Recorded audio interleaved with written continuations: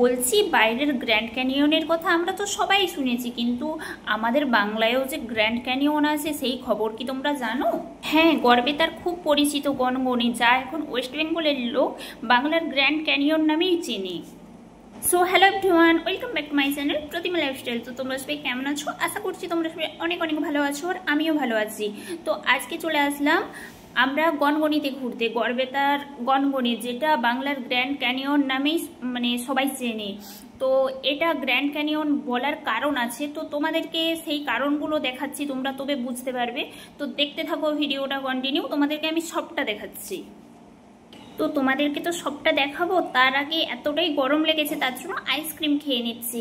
এবার তোমরা হয়তো বলবে যে এখন তো বৃষ্টি হচ্ছে, এখন গরম কোথায়?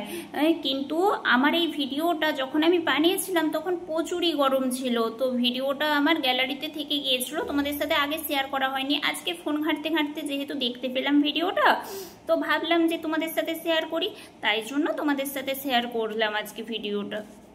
তো দেখো, এই যে গনগনির পাশ দিয়ে একটা মস্ত বড় নদী বয়ে গেছে, আর যেটা শিলাবতী নদী।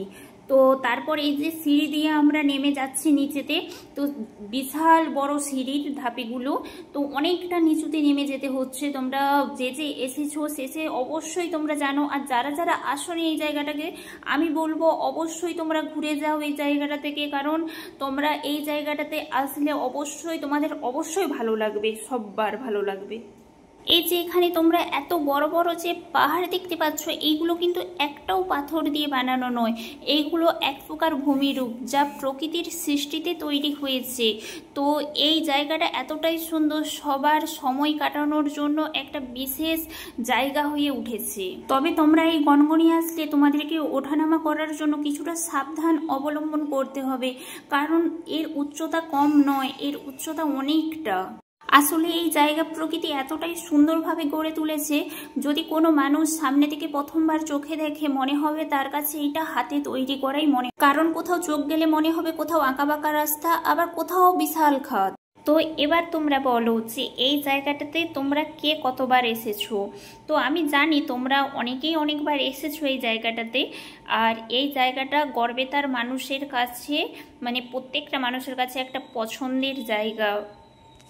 এই জায়গাটাতে সারা বছর বহু পর্যটক দেখা যায়, কেউ বা ওপরে আবার কেউ বা নিচে।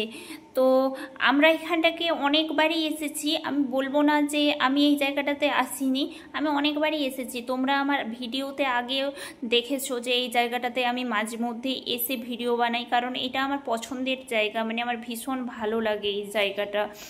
তো আশা করছি যারা যারা দেখোনি জায়গাটা এখনো পর্যন্ত, সামনে থেকে আসোনি, আমি ফোনে দেখাচ্ছি দেখেই বুঝতে পারছো যে কতটা সুন্দর জায়গাটা। তো তোমাদেরকে একটাই কথা বলবো যে অবশ্যই তোমরা আসো, এসে দেখে যাও জায়গাটা। আমার এই জায়গাটা এমনিতে ভীষণ ভালো লাগে, তাই জন্য মাঝে মধ্যে এসেই এখানে সময় কাটাই। ভিডিও আরে বানাই ঠিকই, কিন্তু তার থেকেও বেশি ভালো লাগে আমি সময় কাটাই। তো যাই হোক, এবারে আমরা বাড়ি ফিরবো। তো এই যে সিঁড়ি দিয়ে উঠবো, তোমাদেরকে ভিডিওর প্রথমেই সিঁড়িটা দেখিয়েছিলাম, তোমরা বুঝতে পারোনি যে কতটা উঁচু থেকে নিচুতে নামছি। তো এখন দেখাচ্ছি তোমাদেরকে, তোমরা কিছুটা হলেও বুঝতে পারবে। দেখো কতটা নিচু থেকে আমরা উঠছি। তো আমরা এখন সিঁড়ির মাঝেতে দাঁড়িয়ে রয়েছি। তো মাঝ থেকে তোমাদেরকে আমরা হাফটা উঠে চলে আসছি, তারপরে তোমাদেরকে হাফ থেকে দেখাচ্ছি। এখনও দেখো কতটা উঠতে হবে আমাদেরকে, আর এত গরম, ভীষণ ক্লান্ত লাগছে যেন, গরমটাও প্রচুর, তার উপরে এই সিঁড়িটা পেরোতে পেরোতেই যেন ভীষণ ক্লান্ত হয়ে যায় মানুষ। এখানে একটা পার্ক আছে ভেতরে, তো পার্কে আর যাবো না, গনগনির ভেতরে যে পার্কটাতে আজকে যাবো না। আর আজকে ভীষণ টায়ার্ড লাগছে, বাড়ি ফিরবো। তো ভিডিওটা তোমাদেরকে এই পর্যন্তই দেখাচ্ছি, কোনো এক নেক্সট ভিডিওতে তোমাদের সাথে শেয়ার করব পার্কটা।